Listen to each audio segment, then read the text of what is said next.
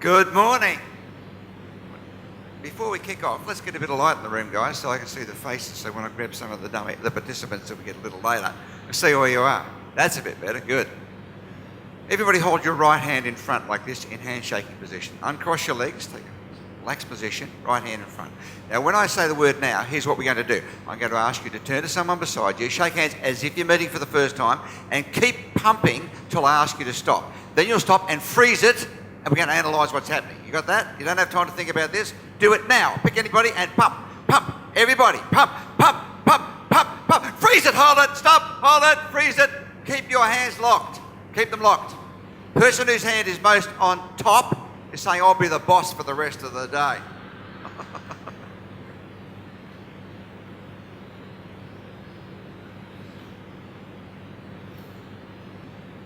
Now, when you meet people for the very first time, the first 4 minutes of meeting a new person, you decide pretty much 80% of your attitude about them, don't you? In fact, it's over 80%. You decide in the first 4 minutes of meeting somebody whether you're going to give them a fair go, a fair hearing, or whether you're going to reject them. And the first thing that's likely to happen is this thing called a handshake. And I'm going to try a couple of the front row here. You get 1 to 3 feelings when you lock hands with people. The first feeling is, that feels pretty good. Actually, I think you and I will get on pretty well. I think we could do business together. I think we're going to get on well. That was a good one. Let's try a second one. Okay. Just check my cash, see if it's still all there. Yeah. I felt a bit intimidated then. Let's try the third one. Yes, you'll do anything I want, won't you? Now, actually, you all had roughly the same handshake, but you do get 1 to 3 gut feelings. It has to do with 2 things. One is the angle of the hand, and second is the power of the hand. Now, I'll demonstrate. Let's get this gentleman in the front row. Can you come and join me up here, please? Yes, fellow looking concerned. Come up here. Here is your modern Western handshake. Here's how it looks. It's been in this position for about 2,000 years. Now, if you go back 4,000 years to the Roman era, on vases, you would have seen it looking like this. That's its original position. It has several significances. So what would happen is that the troop leaders would meet after battle or training, and they're always men, so this has remained a male activity until recent times. When they would meet, they would do this. If his arm was stronger, it would go something like this, and you'd all say, he's got the upper hand. Upper hand is an ancient Roman expression. Now, if he's got the upper hand, it means his guys get the first crack at the whining, the dining, and the dancing. My guys have to wait. Now, if it goes the other way, my guys get first crack. If it's in the middle, it's 50-50. This was originally done squatting. Now we do it standing, so the fingers are below the wrist instead of above. But essentially, we have the same position. So that's why when the hand's locked, if his hand is slightly on top, it doesn't have to be right on top, just a little bit. I'll get a feeling at a gut level. Now, we think this is hardwired because you've never been trained to decode this. I get a feeling he's coming on a bit heavy. And he feels like, yeah, I think I can dominate here. If it goes the other way, I feel like, yeah, I got this sucker all lined up, haven't I, huh? So how do you create rapport with a handshake? Here are the 2 rules. First, keep your hand absolutely straight. Second, and this takes a bit of practice, particularly if you're a female, give the same pressure you receive. So on a scale of 1 to 10, let's say that a 10's a really strong one, and a 1's 4 breakfast sausages, okay? Now let's try it again. Okay, on a scale of 1 to 10, yours is about a 7. Mine's about a 7 too, so therefore it felt pretty good. Neither got the upper hand, the dominant hand, and that's why at a gut level, we both felt pretty good when we met. You know, I could see the look on your face, you felt okay. Yeah, that felt good. Yeah, that's very good. Now, what happens if you meet someone who's got, let's say this time you're going to give me a 9, and I've only got a 7, so give me a 9 in intensity. Whoa, now the hand will go straight on top. I've got to respond with an extra 20% just to level it up. Because if I don't, he's going to have 1 up on me before we start. He'll know it, and I'll know it, but not a word's been said. Make sense? Give him a round of applause. Thank you.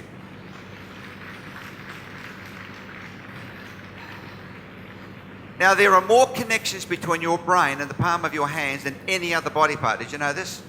More connections between the brain and the palm of the hands, including men, ladies, than any other body part. So clearly the palms have evolved as a very important part of human beings, and they are. They make your bed, they brush your hair, they do small artwork, they do handshakes, they play the piano. In fact, they do more things than most other body parts. But here's my question to you. When you're dealing with people where you want to persuade them, convince them, get them on side, you want to get them to say yes to whatever you're proposing, whether it's that job or that date, or just to get your idea and accept it, where are your palms as you're talking? Now, this is something that most people have never considered. Never. After the session, you'll consider it, you'll think about it, and later today, you'll start to realise things about why people respond to you in the way they do that you've never thought about. Here's what I'm going to do. I'm going to say the same thing 3 times. I'm going to change only what I do with the palms of my hands. Now, I keep my body fairly still, so I don't use any other body signals to infiltrate this. And I'll keep my voice as close to the same as I can. I say as close as I can because we know that when you change your body language, it's hardwired in your brain to change the way you sound. So I'll try to keep it as close as I can sound-wise. And I'll use exactly the same words, same instruction 3 times. Now, your task is to decide, do you accept what I'm saying? Do you want to do it, or do you reject me? Do you want to fight me, or do you want to go along with it? You want to say yes or no. That's all you've got to do. Okay, we're clear on this? Here we go. First instruction. Now, don't do this, just imagine this is what we're going to do. Now, in a moment, I'm going to ask the people who are sitting in these seats here, I'll invite you to come and sit on this side of the room, please. And I'll invite the people here to take their seats. Now, those in the back of the room can come forward to the front, and those of you in the front can sit anywhere you choose. Now, raise your hand if you feel okay about what I'm asking. Who feels okay? Raise your hand. Okay, so just about all of you are prepared to do what I want. You don't even know what it is, but you're prepared to get up and do what I want because you feel like I won't threaten you, I won't intimidate you, Allan won't make me look silly. This could be a bit of fun. That's what your mind's thinking because I use a signal that appealed to your ancient brain. Let's try the second instruction. Same words, same voice, changing only the palm. Here we go. Now, I'm going to ask the people sitting on this side of the room here, I'll invite you to come and take these seats. And the people there, if you can sit over here, please. Those at the back, come forward, please, and sit here. And those in the front can sit anywhere they like. Give me a word that goes with this. What are you feeling? A word. Okay, who feels like you're getting an order? Raise your hand if you've got an order. Okay, think about this. So are you telling me that all I have to do is change my palms from an upward position where you wanted to do anything I wanted without question? Now I've turned it over. Now you're saying to yourself, hang on a minute, this guy's giving me an order. Well, maybe I don't want to do that.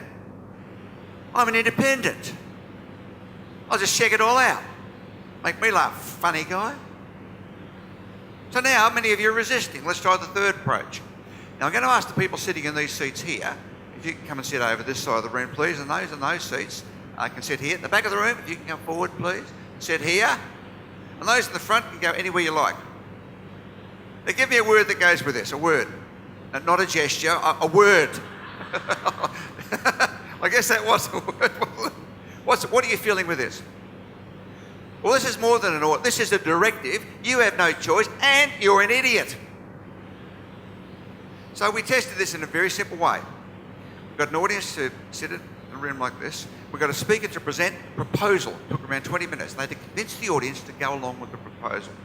But the speaker was instructed to do the same thing 3 times with 3 audiences, same demographic. We just changed the audiences. Now, the first time the speaker spoke, primarily using palm-up position, like this. So that was the way the proposal worked. And here's the bottom line. It would work for you, sir. It would work for you, ma'am. It would work in Australia. It would work in America. It would work, and that's the way they did it for the first proposal. We moved that audience out, put in a second audience now.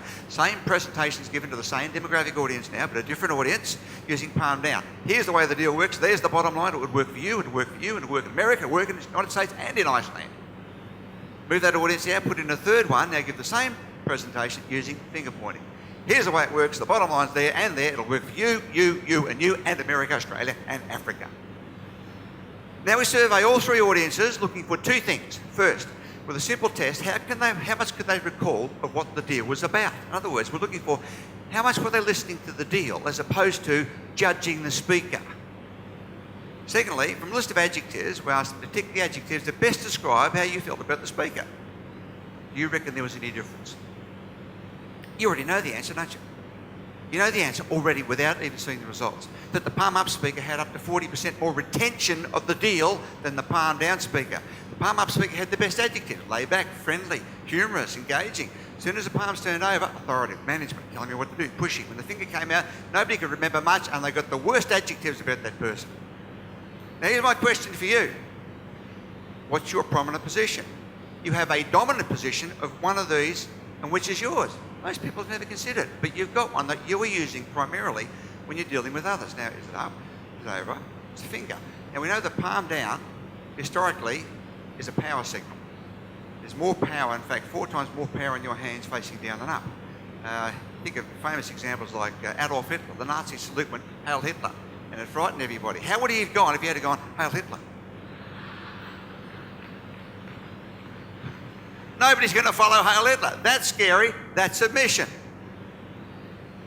Now, here's the good news about this, that you can change and modify your hand signals with a little practice. Now, when you first start to do this, what happens if later today or tonight you suddenly discover you're a finger pointer?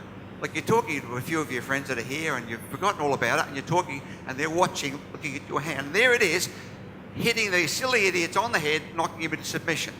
Now, the thing about body language, it's an outward reflection of your emotional condition. All body language shows is how you're feeling. Whatever attitude or emotion you're feeling is likely to be reflected in a gesture, movement, or posture. Now, the reverse is true as well. If you intentionally take certain positions or postures, then you'll start to feel the emotions that go with it. For example, everybody copy this. It's like a form of praying, just lightly tap it back and forth. Now, put a little smile on your face. No teeth. Call out your attitude. How do you feel when you do this? Yeah, you're hatching a good plan, aren't you? You're pretty smart. You are in charge. In fact, the word that goes with this is confidence. If you're feeling confident, like, I know what I'm talking about, I'm in charge, I'm an expert. This is one that may appear, you may unconsciously use it.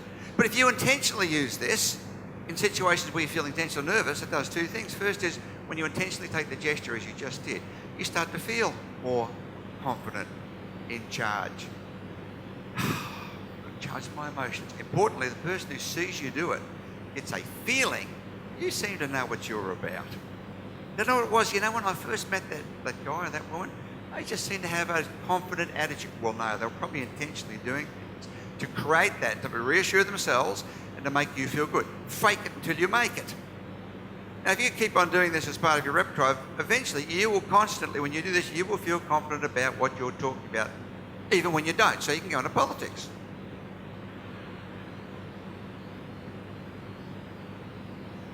So here's my question for you. What is your dominant position? Palm up, palm over, finger point. Think about life today, in business and personal relationships. It's all first about people. Does somebody buy you? Now, if somebody buys you, particularly the first 4 minutes, where they're forming up to 90% of their opinion about you, if they buy you, there's a good chance they'll buy whatever goes with you. What goes with you is what you want them to do. The other thing is also true. If they don't buy you, they're not going to buy whatever goes with you, even if it's a good idea. They don't get that connection. They feel that you don't like them, or you're threatening or intimidating. Suddenly they just don't want to say yes to whatever you're suggesting, even if this is a good idea. So you can practice palms up where you want to get cooperation. Now, sometimes you might want a bit of authority. You'll turn the palm over. So, for example, if the fire alarm went off in this building, I would say, now, here's what we're going to do. We're going to go by that exit, and that exit, and that exit. I wouldn't say, now, here's what we need to do. We're going to go... Because it'd be every man for himself if I did this. So by intentionally practicing positions, suddenly with the palm up, you'll find that people start feeling like they're drawn to you. In fact, as we've been talking, I've been drawing you to, I've been doing the Obama hug. We want to help the American people. We want you to come here. Yeah, we love you, like your mum or dad cuddling you. Like I think of his predecessor, he said, we want to help everybody. We want to help you, and you.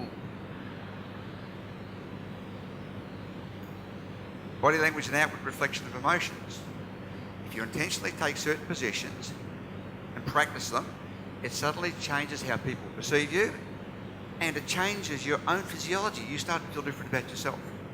And that's the great thing about it. You can do things on purpose, which gives you a greater chance of getting a yes to the job, the proposal, to the idea, to the date, or better.